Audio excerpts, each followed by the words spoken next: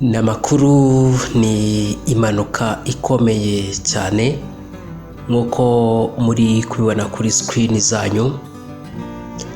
Turi ku itariki 19 z'ukwezi kwa karindwi umwaka w'ibihumbi 2026 mu karere ka Kamonyi mu ntara y'Amajyepfo. Imodoka ya minibus yagonganye n'ikamyo hapfa abagenzi 9 bose, abandi 12 barakomereka. Abantu 9 muri 21 bari muri iyi minibus itwara abagenzi basize ubuzima muri iyi mpanuka y'imodoka itwara abagenzi yagonganye n'ikamyo yo mu bwoko bwa Jackman mu murenge wa Musambira angaha ni mu karere ka Kamonyi kuri iki cyumweru tariki ya 19 Nyakanga 2026 agana isaha y'isasta n'igice z'amanywa. Ugeze angaha ari ubwa mbere ku muyoboro wacu, reba neza ijambo subscribe, ufungure like, share na comment, ubundi tujye dukomeza kugenda tubana mu nkuru n'ibigano tugenda tubagezaho umunsi ku wundi. Iyi mpanuka yabaye ubwo ikamyo yavaga mu karere ka Muhanga yagonganaga n'imodoka itwara abagenzi ya minibus izwi nka Twegerane, yayiturutse mu cyerekezo cya Kigali. Muri iyo modoka itwara abagenzi harimo abantu 21 aho 9 bahise basiga ubuzima mu gihe abandi bakomeretse bikomeye. Abaturage bari hafi y'aho impanuka yabereye bavuze ko ikamyo yamanukaga ifite umuvuduko mwinshi, bakeka ko ishobora kuba yari yabuze feri. Bavuga ko kandi Twegerane yanyuze ku modoka yari ihagaze ku ruhande rw'umuhanda kubera ikibazo cy'amazi, hanyuma ihita igongana n'iyo kamyo yamanukaga. Umwe mu batangabuhamya Mbonyumwami Hassan yagize ati ko umushoferi wa Twegerane yahise aca mu kirahure cy'imbere akagwa muri kaburimbo ahita apfa. Ati twirutse dutabara dusanga abantu benshi bapfuye, abandi barakomeretse barimo gutabaza, hari n'abapfiriye mu maboko. Hari n'umukecuru nakuyemo ngo mutabare, ahita ambwira ati reka kuntabara kuko ndapfa. Akimara kubivuga ahita apfa.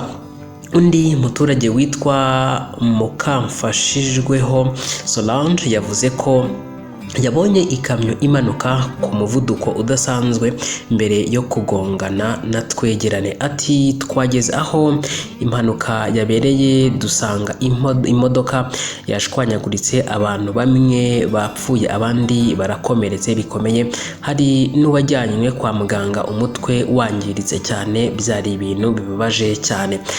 Umuyobozi w'akarere ka Kamonyi Dr Nahayo Sylvain yemeje aya makuru, avuga ko inzego zitandukanye zahise zitabara zikimara kumenya iby'iyi mpanuka.